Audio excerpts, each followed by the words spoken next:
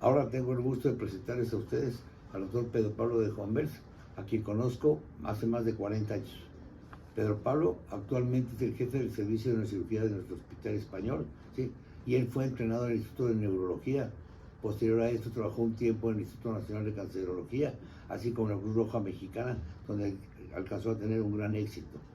Pedro Pablo es un buen ponente, es muy experimentado y esta vez nos va a presentar dos trabajos. Uno, cuál es la evaluación inicial durante el trauma craneoencefálico, y segundo, aspectos quirúrgicos del manejo de los hematomas intracraneales y cuál es el tratamiento ideal para los mismos. Gracias, Pedro Pablo.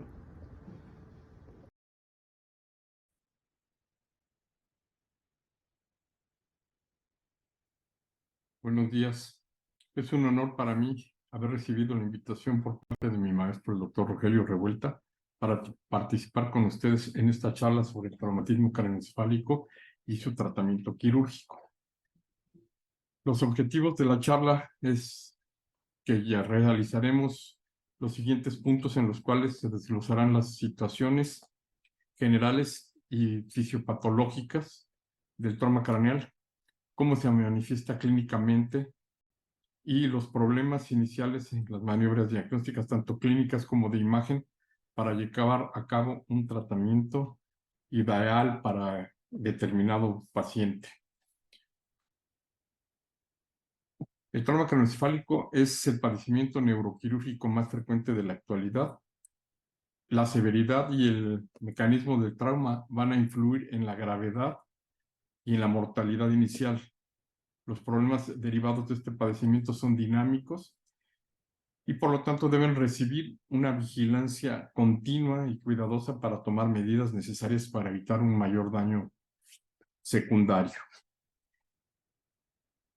La lesión inicial es ocasionada por una fuerza de presión aplicada en forma directa o indirecta a la cabeza, causando alteraciones en los tejidos encefálicos, ya sea estructurales o solamente daño funcional. El daño provocado en estas estructuras produce una destrucción de las fibras nerviosas, de las neuronas y de las células gliales, lo que lleva a cambios bioquímicos en el tejido parenquimatoso y vascular adyacente, que va a provocar una lesión secundaria que puede prevenirse con un tratamiento oportuno y adecuado. El daño secundario puede ocasionar un incremento en la gravedad de la lesión y un aumento de las secuelas o incluso aumentar la mortalidad de los pacientes con este tipo de padecimientos. En cuanto a su fisiopatología, la lesión primaria se presenta en el momento mismo del evento y la magnitud del daño dependerá de la causa y el mecanismo de la lesión. Como podemos observar en las diferentes imágenes de estas diapositivas, encontramos tres tipos de lesión con diferentes mecanismos. Una herida penetrante, un trauma difuso, ahí cerca de uno de los toros que está tirado en la persona, y otra más es una herida por un proyectil de arma de fuego, es una herida de alto impacto que causa una lesión muy severa por todo esto. La lesión primaria puede catalogarse según su sintomatología y su mecanismo de acción o su mecanismo de producción. Por ejemplo, las lesiones focales se orientan clínicamente a un sitio específico del encéfalo. Generalmente están causadas por un impacto directo sobre el cráneo, ocasionando un punto de lesión, el cual se manifestará con un déficit focal. Y este tipo de lesiones generalmente requieren de un tratamiento quirúrgico, y eso es lo más importante, porque las lesiones difusas ocurren por fenómenos de aceleración, desaceleración causando un restiramiento de las fibras axonales en diferentes áreas del encéfalo.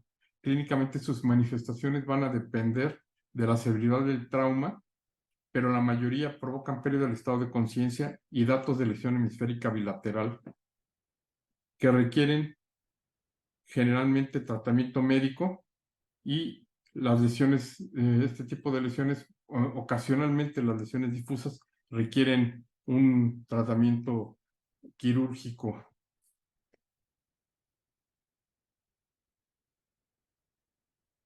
La lesión primaria se produce por una deformación de las estructuras y un trauma directo sobre el cráneo.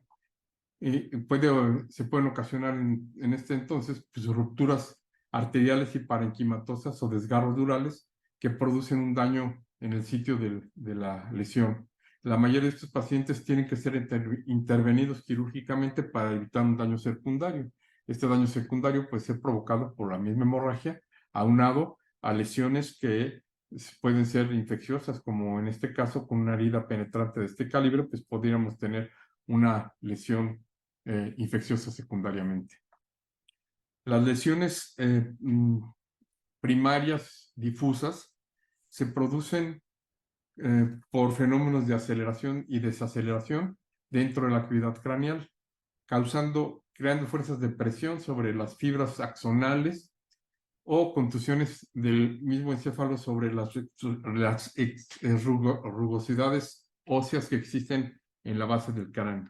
Las manifestaciones van a depender directamente de la fuerza ejercida directamente en el encéfalo, lo que provocará clínicamente muchas veces pérdida de la conciencia. Con un tiempo de duración de este signo será dependiente de la magnitud del trauma. La mayoría de los pacientes que tienen una lesión difusa primaria raramente presentan necesidad de un tratamiento quirúrgico, aunque cuando se tiene que realizar este procedimiento pues son pronósticos muy desfavorables. Las lesiones secundarias se producen por cambios en el flujo sanguíneo cerebral.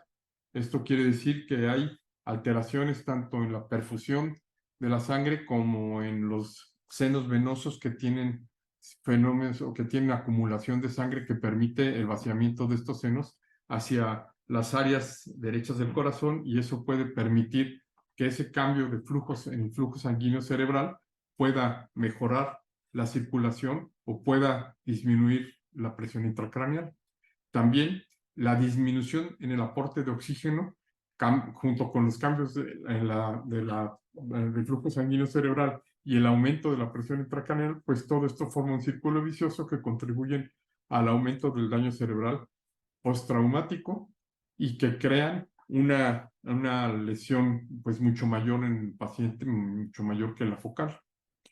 Aquí tenemos una diapositiva en la que se muestra la fisiología y la fisiopatología de la presión intracraneal, cómo debe de estar mantenida la presión intracraneal debido a que tenemos dentro del cráneo, que es un componente rígido y está lleno a toda su capacidad por tres elementos que por su comportamiento se consideran líquidos, y tenemos el flujo sanguíneo cerebral, el líquido cefalorraquídeo y por otro lado el tejido encefálico. Estos tienen que mantener un equilibrio constante, ya que la variación de uno de estos componentes pues se puede traducir en una descompensación de los otros dos si es que no se mantienen el mismo volumen. Entonces, al aumentar la cantidad de líquido cefalorraquídeo, debe de disminuir la cantidad de sangre almacenada en los senos venosos, y también debe de haber desplazamientos del tejido cerebral para tener el mismo volumen intracraneal. Esto es la fisiología de Monro-Kelly. Si esto llega a romperse, pues aparece la hipertensión intracraneal. En esta curva de presión-volumen tenemos tres curvas. La primera curva es en amarillo, es una curva ascendente. Conforme va aumentando el volumen, pues va aumentando la presión. Esto es típicamente lo que se produce en un globo. Cuando nosotros inyectamos agua, pues el globo va aumentando la presión hasta que llega un momento en el que sobrepasa la capacidad del globo y se revienta. La segunda línea es una línea blanca punteada, en la cual se observa que grandes cantidades de volumen no afectan la presión hasta que llega un momento que, como quien dice, que la gota que derrama el vaso. Esto es en un vaso o es un recipiente rígido, un frasco, cualquier cosa que funciona así. Sin embargo, la presión intracraneal es una suma de estas dos curvas, en las cuales nosotros podemos tener grandes incrementos de volumen sin una modificación importante de la presión arterial.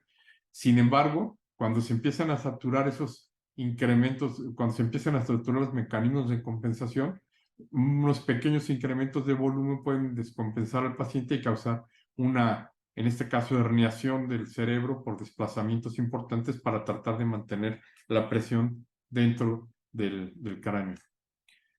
Entonces, si nosotros revisamos todas estas situaciones, tenemos que la presión de perfusión cerebral, que es la fuerza con la que la sangre tiene que llegar al parénquima encefálico para mantener una oxigenación y un metabolismo correcto dentro del sistema neuronal, pues es igual a la presión arterial media menos la presión intracraneal. Si esta fórmula se desplaza hacia la derecha, digamos, aumenta la presión intracraneal y no aumenta la presión arterial media, pues entonces va a bajar la presión de perfusión cerebral y por lo tanto esto va a permitir que el mismo parénquima cerebral comprima el sistema vascular, causando una isquemia local, y esto, si se sostiene durante mucho tiempo, pues va a llevar a una necrosis tisular, causando una destrucción de esas neuronas, y esas mismas neuronas, pues no nada más neuronas, sino también células gliales, van a provocar una salida del parénquima del citoplasma, causando también una lesión por tejidos inflamatorios asociados a la lesión primaria.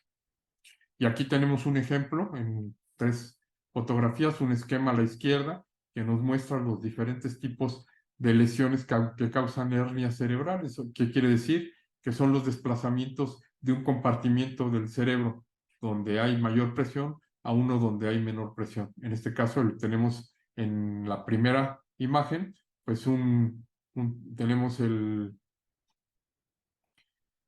tenemos una imagen con un tumor que está causando un desplazamiento del cíngulo por debajo del lado del cerebro, y eso se llama hernia del cíngulo. Las manifestaciones clínicas que puede producir, pues a veces pueden pasar desapercibidas porque son muy sutiles o clínicamente no se llegan a detectar en forma correcta.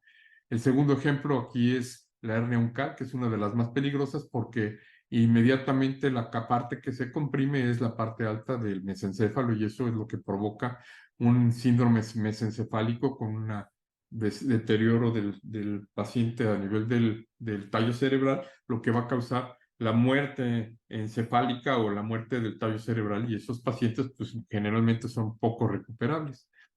Aquí tenemos otro ejemplo, la flecha en las amígdalas cerebelosas. Esto es la etapa final del síndrome de hipertensión intracraneal, en el cual observamos la herniación de las amígdalas cerebelosas a través del agujero magno, comprimiendo la parte inferior del tallo cerebral, que es el bulbo raquídeo, y esto pues va a causar un problema bastante grave porque va pues a colapsar el sistema cardiovascular y respiratorio del paciente, siendo la etapa final quizás del deterioro caudal y de la muerte encefálica.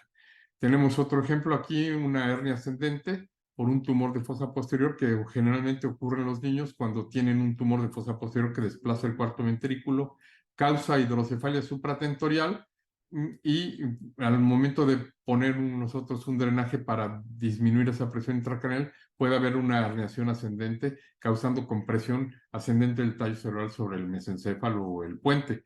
En este caso, pues es un tumor, pero puede ser un hematoma parenquimatoso por un trauma craneoencefálico o alguna otra lesión vascular o alguna otra lesión del tallo cerebral. Por eso se llama síndrome de hipertensión intracraneal.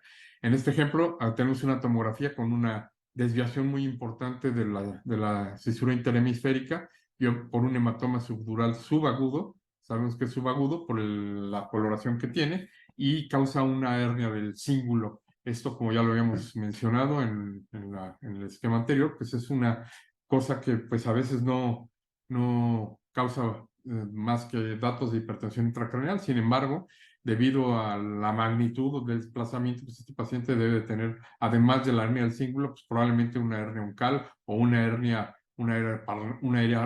paradójica, comprimiendo también el tallo cerebral. Y finalmente mostramos una fotografía de un corte anatómico en el cual se ve una hernia uncal del lado izquierdo del hemisferio del lóbulo temporal izquierdo, comprimiendo el pedúnculo cerebral mesencefálico y causando hemorragias intraparenquimatosas dentro del mismo mesencéfalo, que se conocen como hemorragias de Duret y que pueden, que de hecho propician un mayor deterioro del paciente, causando pues muchas veces la muerte.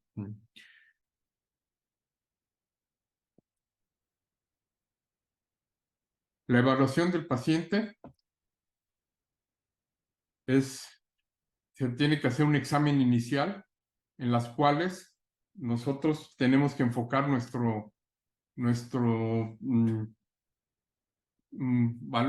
valoración en la vía aérea, que son situaciones que inminentemente ponen en peligro la vida, igual que la ventilación y el estado hemodinámico. Finalmente, el estado neurológico, la condición neurológica, nosotros la vamos a revisar ya que tengamos a un paciente hemodinámicamente y ventilatoriamente estable. El examen neurológico debe ser conciso y rápido y debe de estar basado en 4 puntos primordiales, que son el estado de conciencia, las pupilas, los movimientos y los reflejos. Cualquier asimetría en los movimientos y en los reflejos, pues es un dato de alarma. Estos 4 puntos se pueden comprimir en 3 puntos que son la escala de Glasgow, y son la apertura ocular, los movimientos, el lenguaje y los movimientos corporales. Por ejemplo, esta paciente tiene una herida penetrante de cráneo, pero es capaz de abrir los ojos al comando verbal. Entonces, lo que tenemos que buscar son asimetrías como anisocoria, hemiparesia y sobre todo Babinski, que nos hablaría de una etapa inicial de un deterioro de la vía piramidal. Los estudios de imagen, después de que obtenemos un examen clínico inicial, pues vamos a los estudios de imagen para poder nosotros hacer una valoración mucho más apropiada y completa del paciente. Tenemos todos estos estudios que nos van a ayudar a determinar si existe o no algún proceso que está ahí.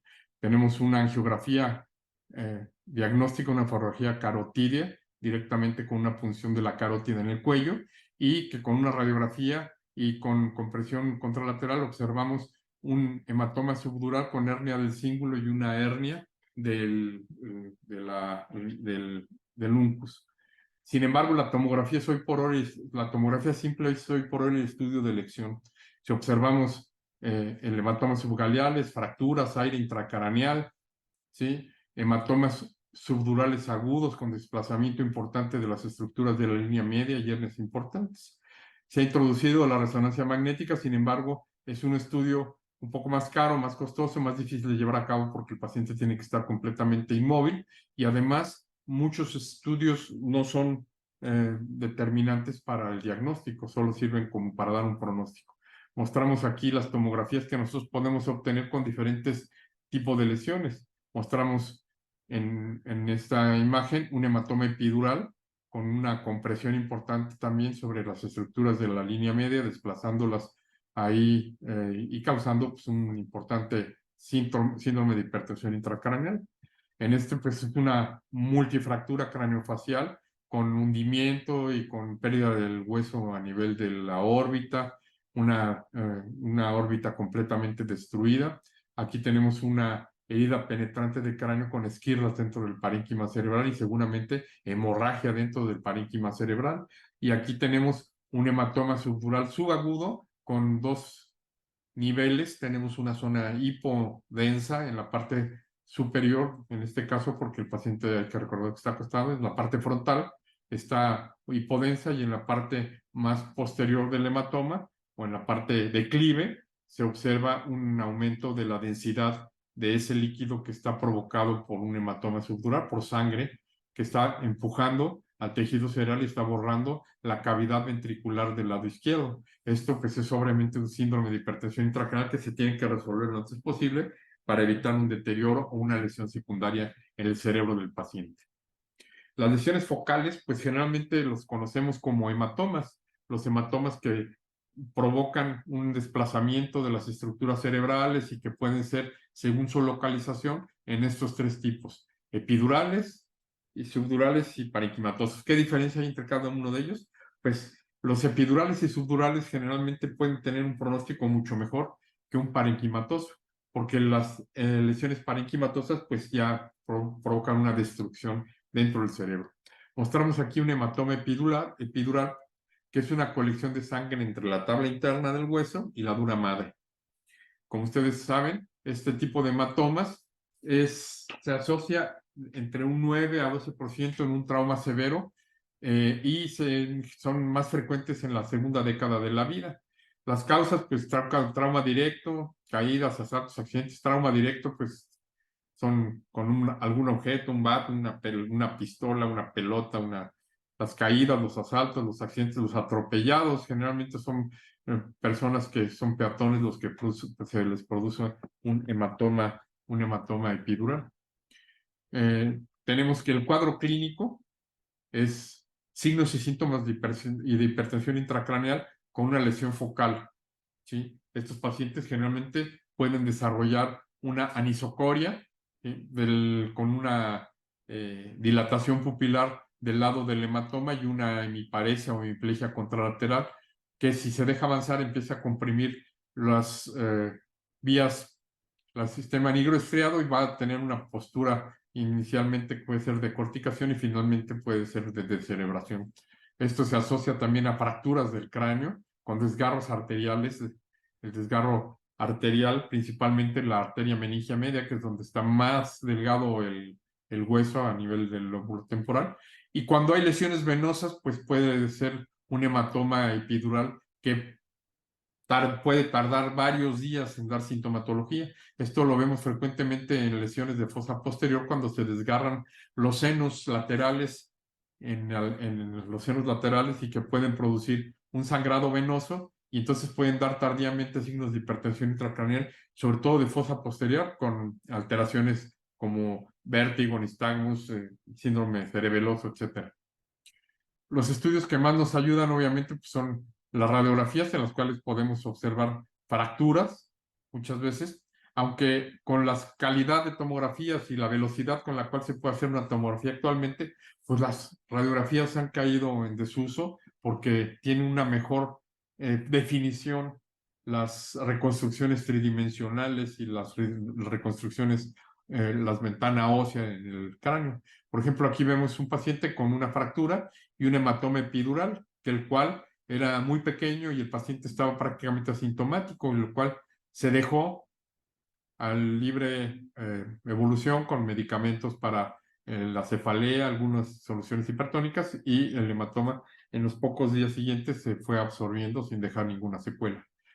Pero hay otro tipo de hematomas que nosotros no podemos dejarlos pasar, como este, en el cual tenemos un gran hematoma epidural cerca de la fosa temporal, causando importante efecto de masa sobre sobre las cavidades ventriculares y además presenta aire intracraneal con neumoencéfalo. Esto es un paciente que necesariamente tiene que operarse porque si no puede haber un desplazamiento, una hernia uncal y además puede haber infecciones secundarias con una fístula de líquido cefalorraquídeo a través del piso medio y entonces en este caso pues se puede reparar la fractura del piso medio para evitar una infección, una fístula de líquido cefalorraquídeo.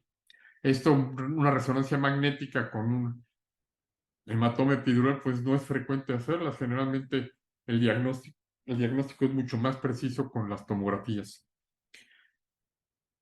El tratamiento del hematoma epidural pues es quirúrgico y está enfocado a quitar el efecto de masa para disminuir la presión intracraneal. Aquí mostramos el hematoma, la tomografía, y observamos la imagen quirúrgica en la cual se está haciendo una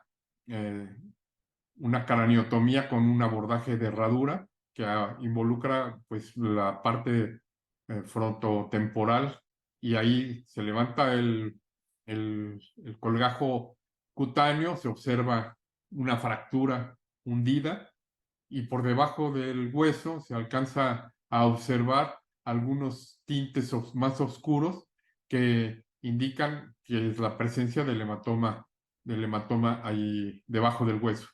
Estamos ahora levantando el colgajo óseo, ahí se puede observar con mucho cuidado para evitar que la fractura se abra, y observamos el coágulo inmediatamente por debajo del hueso, producto de la ruptura de una arteria meningia, muy seguramente la arteria meningia media, que es la que transcurre o corre a ese nivel. Entonces vaciamos el hematoma epidural con las cucharillas, teniendo mucho cuidado de no presionar el cerebro para no lastimarlo más de lo que ya se le lastimó con el hematoma.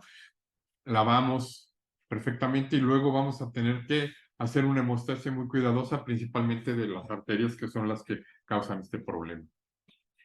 Ahora, el hematoma subdural es todo un capítulo diferente, ya que el hematoma subdural puede clasificarse según el tiempo de evolución y, eh, y las características del sangrado. Entonces, esto es una colección entre la dura madre y el aracnoides. Generalmente se puede manifestar por desgarros arteriales, desgarros venosos. Cuando el hematoma es subdural agudo, la lesión se presenta en las primeras 72 horas después del trauma.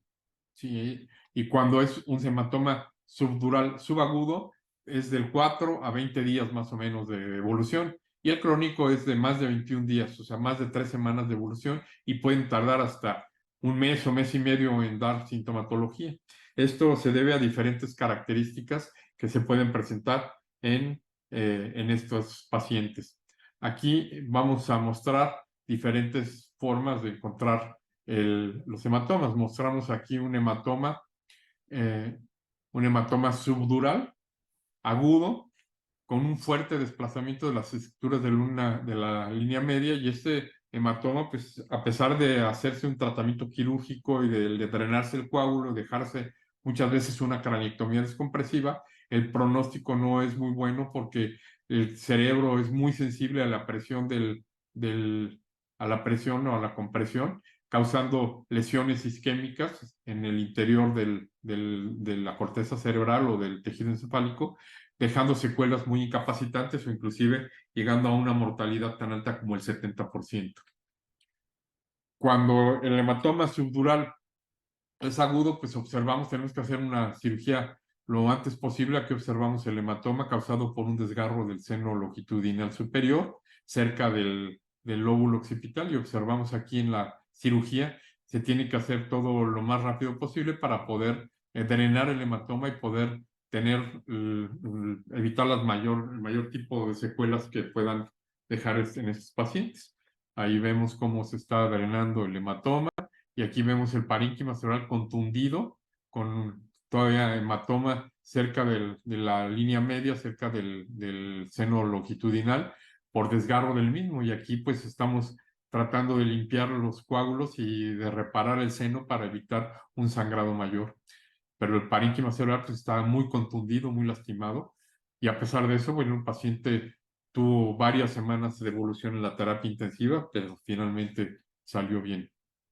Aquí ahora los hematomas subdurales subagudos y crónicos pues tienen una fisiopatología muy diferente al hematoma subdural agudo. En estos generalmente es un sangrado venoso cuando hay un poco de atrofia cerebral, y ese sangrado venoso pues va acumulando sangre entre la dura madre y la aracnoides con una presión muy baja. De hecho, empiezan a formarse un coágulo, empieza a sangrar hasta que llega a formarse un coágulo, y ese coágulo empieza a sufrir fenómenos bioquímicos en su interior con hemólisis y decantación de eritrocitos y eritrocitos dentro del coágulo, para después formar unas membranas como respuesta inflamatoria, y esas membranas van a provocar crecimientos del hematoma por resangrado y también por fenómenos osmóticos, ya que hay unas áreas de gran destrucción hemática que producen un aumento de la presión oncótica dentro del mismo hematoma. Estos pacientes los podemos reconocer porque muchos de ellos tienen antecedentes de alcoholismo, coagulopatía, o están tomando medicamentos como el clopidogrel o algunos otros anticoagulantes o antiagregantes plaquetarios. Generalmente son pacientes mayores de 50 o de la cuarta, en la quinta o sexta de la vida en adelante son los que tienen este tipo de hematomas.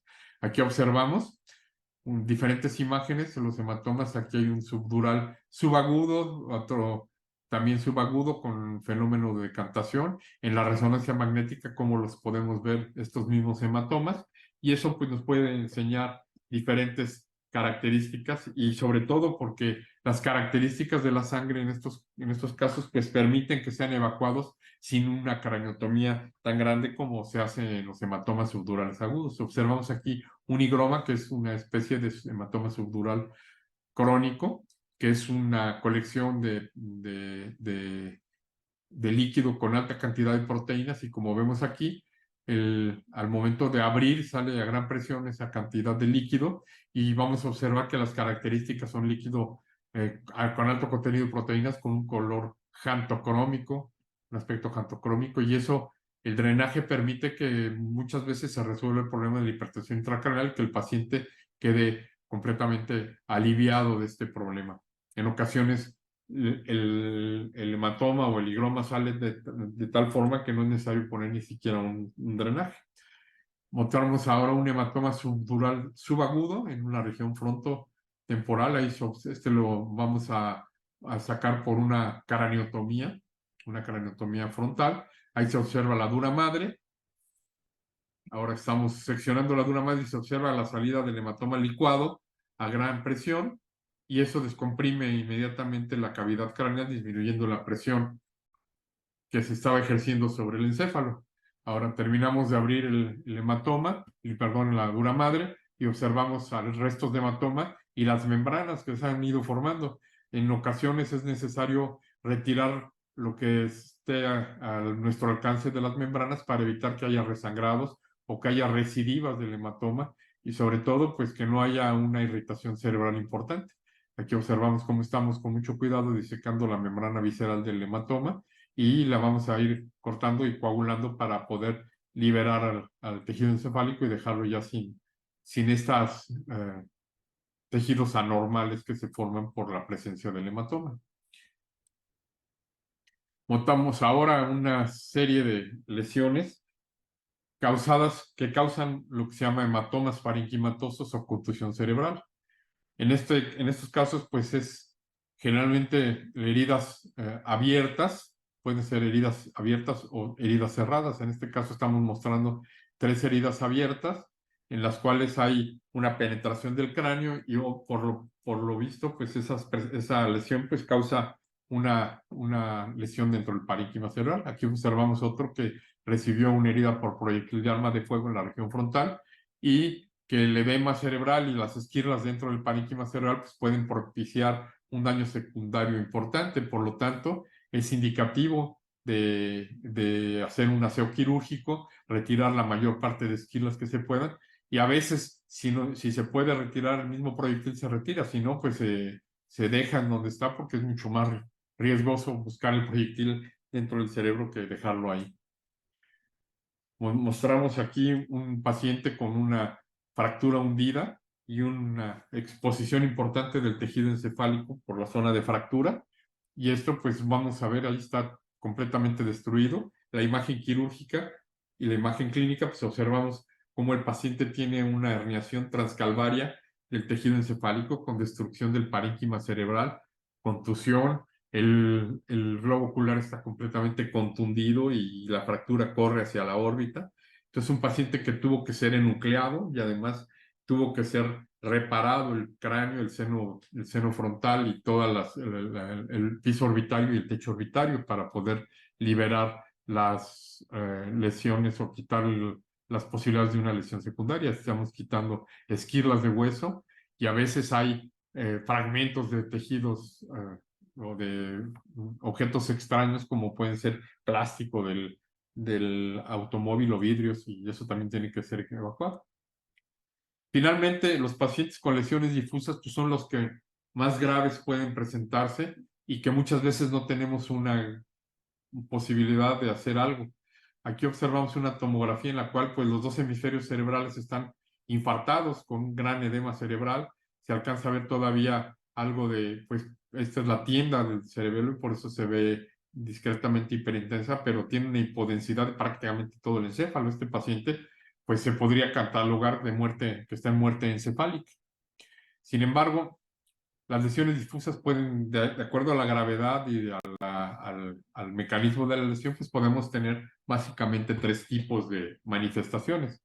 Los pacientes con conmoción cerebral, que son los típicos boxeadores que les ponen un knockout, son pacientes que pierden el estado de conciencia por una despolarización masiva de las neuronas, pero la recomposición de las neuronas, el mismo recaptura de los neurotransmisores, pues provoca que el paciente se vaya recuperando progresivamente. Sin embargo, pueden quedar algunos problemas en la síntesis de estos neurotransmisores, causando lo que conocemos como síndrome postraumático y que puede durar varios días o inclusive varias semanas. Los pacientes que tienen daño axonal, pues también depende de la gravedad del daño axonal, pues serán las manifestaciones clínicas. Hay pacientes que tienen daño axonal muy leve y hay pacientes que tienen un daño axonal perfectamente grave que causa pues, una lesión irrecuperable de ciertas áreas, como puede ser el tallo cerebral o el cuerpo calloso o alguna otra cosa.